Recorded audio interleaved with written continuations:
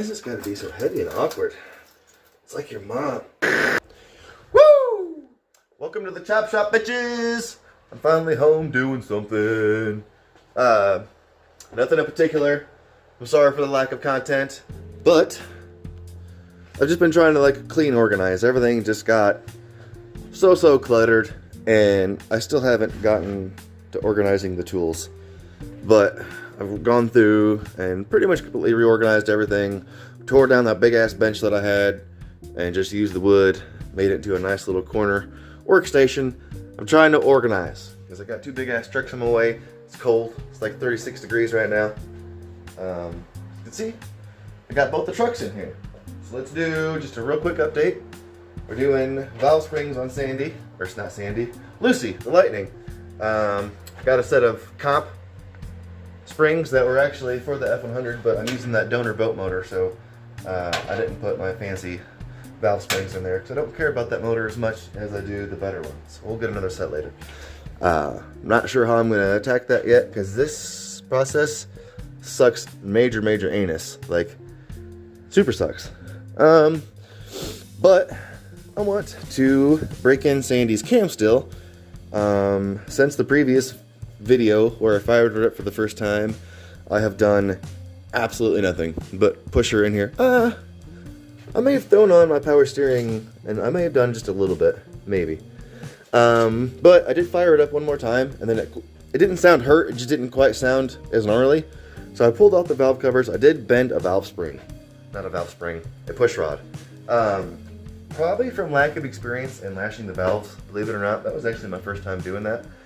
I probably did it wrong. I'm gonna invite a more experienced buddy over, probably drink some beer, lash them properly, and at some point in time, get this thing fired up, break the cam in. There's another Chevy engine in here. This thing is just kind of a bunch of random pieces. I still have one of my original 283 blocks over here. I believe that to be unmachined, so it's kind of nice to have that early block, no motor mounts. This is actually a 283, I believe 125 over to a 301. Not a Chevy guy. Sorry if that's not right. Get over it. But it's got some nice dished pistons in it. It's cracked, unfortunately. Somebody let it freeze, so both sides of the block are split. But again, block down there. I have all the parts for that one as well. And I do believe, and I haven't popped it open, and I don't think he was able to like find a brand or anything on it, but my buddy Levi is where this come from. The same guy that Galaxy Gaster that I threw together came from. But he said there was some like potentially good forged stuff in the bottom end of this too. So we'll bang that open in a future video. But we got some camel hump heads, just a factory GM aluminum 4-barrel. So I mean, we could potentially, excluding expensive machine shop work, bang together kind of a cool little engine for super cheap. We'll see.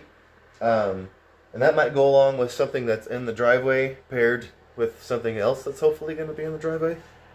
Anyway, let's do some Sandy work. Sorry for the blurry camera. The screen's kind of broke to death. It is what it is. I've got a junk radiator laying around. It's too wide. It come out of a Bronco. This is where Sandy's original radiator mounted. And you can see the core support's cut for it. This one actually goes right here. I've kind of wallowed out the hole previously, trying to make something else happen. Not going to go that route. But with a little bit of influence, it just kind of walloped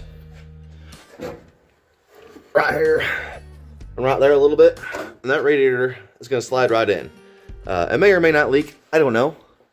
But I'm willing to bet it'll at the very least last long enough for me to break this cam in until hopefully my broke ass can afford a radiator. So that's what we're going to do. Let's get this heavy, old, might leak radiator next to this pretty engine. So my tripod's at Jesse's, my buddy's, so gonna have to make this happen with no any method of holding my already broke phone. So why is this gotta be so heavy and awkward? It's like your mom. Oh!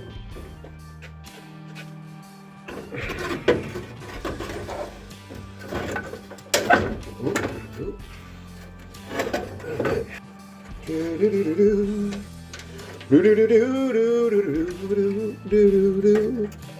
can't get my finger in there, can I? Well, that's fine for now.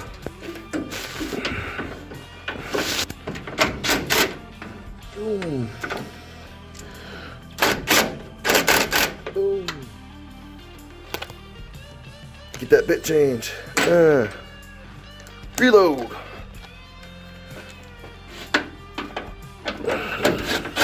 Oh, I'm gonna need a wrench back here. I knew that. Jeez. Bow. Alright, so got the radiator in. Got my skull overflow plumbed in for the first time. Power steering hooked up tight.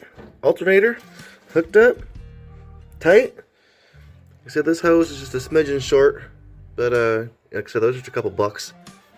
But shit, that's about it. I half-assed did some speed holes on the front here. I got just a smidgen out of line. I did really good till like that end one ended off, and then my measurement for these two ended up off a little bit. That guy's off a little bit. Whatever. I don't fucking care. This matches the personality of the truck, basically. And shit, guys, that's probably about it until I lash these valves, have some money to get a fan, keep this thing cool while we break the cam in. But shit, man, kind of a short, boring episode, but I wanted to give you guys an update on the shop, the trucks, and everything. Sorry, there's not a whole lot going on, and this will potentially probably going to be the last video of the year. So Merry Christmas, Happy New Year. I'll see you all next year. But like, subscribe, share. You know, I never spam or try to, go along with all the standard YouTube bullshit. But I'm at 830 subs, guys. We're so close to 1,000, man. I'm gonna hit that 4-digit number. So help a brother out, man. Much love. I'm out. Deuces.